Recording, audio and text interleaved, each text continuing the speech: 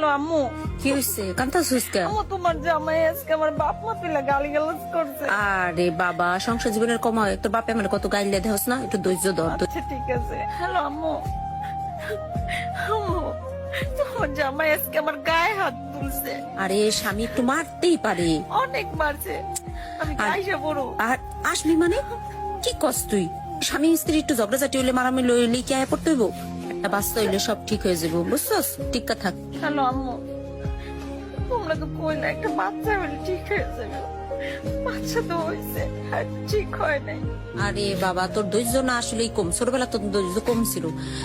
আমারে মারে, খালি মারে, বাচ্চাটার দিকেও খেয়াল নাই। রে দুই এক বেটা মেজাজ গরমই থাকে, বেটার কাম করে আহে, বুঝোস না? টিক্কা থাক, টিক্কা থাক।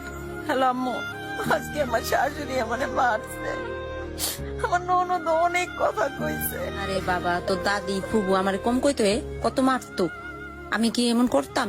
কোনদিন গেছি? সহ্য করতে পারি না তো। শোন, শ্বশুর বাড়িতে লাল শাড়ি পরে যাইতে হয়, সাদা শাড়ি পরে বাইরে যেতে হয়, বুঝছিস? একটু সহ্য কর, সহ্য কর, মা আল্লাহ সব ঠিক করে দিবে। হ্যালো আম্মু, এতদিন অনেক সহ্য করছি, মারছে যাইলেছে সব সহ্য করছি, কিন্তু এখন এখন কি করে জানো, এখন আর অন্য একটা মায়ের লগে সম্পর্ক। একটু ধৈর্য ধর, মা ঠিক হয়ে যাবো। আর কত?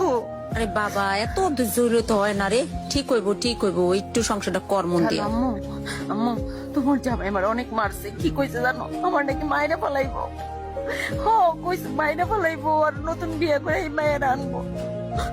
আম্মু, আমি আইসা বলি আমার ভয় লাগতেছে, আমার তো মায়েরা ফেলাইবো। তুই পাগল হয়ে গেছিস, তুই আয় পড়বি মানে কি? হ্যাঁ থাক, দেখি এনে তোর বাপের লগে কথা কইয়া। আর তোর না এমনি সহ্য শক্তি কম আছে, বুঝছিস? একটু ধৈর্য ধর। আমি জানি আমারে বাঁচতে দেব না আমারে বাঁচতে। আল্লাহ রে, শুনছিস নি ওদের বউ নাকি মরে গেছে গা? হাই হাই, সাদের তোর নাকি লাভ দিছে।